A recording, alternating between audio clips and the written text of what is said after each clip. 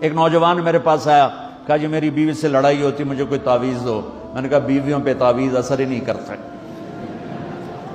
کہنے کا کیا کروں؟ میں نے کہا ایک عمل بتاتا ہوں، سنت عمل، کہ ایک دو لقمے اپنے ہاتھ سے بیوی کو کھلا دیا کرو۔ کہنے لگا اس سے کیا ہوگا؟ میں نے کہا یہ تو تم دیکھو گے، پھر میں پوچھوں گا تم سے کیا ہوگا۔ میں نے کہا یہ سنت عمل ہے، اس سے محبت بڑھے گی۔ کوئی 8-10 دن گزرے تو اس کا فون ویسے آ گیا حال احوال پوچھنے میرا، تو مجھے اپنی بات یاد آ گئی۔ میں نے کہا میری بات پہ عمل کیا تھا؟ کہنے لگا نہیں۔ میں نے کہا کیوں؟ کہنے لگا شرم آتی۔ میں نے کہا لڑتے ہوئے شرم نہیں آتی؟ کبھی کوئی کمزور سے بھی لڑتا، عورت تو بیچاری کمزور ہے۔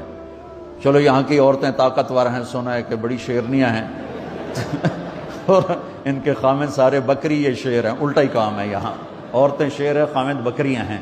چلو بھائی تم مہربانی کر کے اپنے خامدوں کو عزت دو، اور ان سے کہتا اپنی بیویوں کو عزت دو، محبت سے رہو۔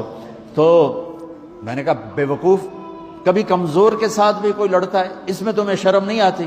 اور اس میں شرم آتی ہے سنت۔ میں نے کہا چل کر اور مجھے بتا۔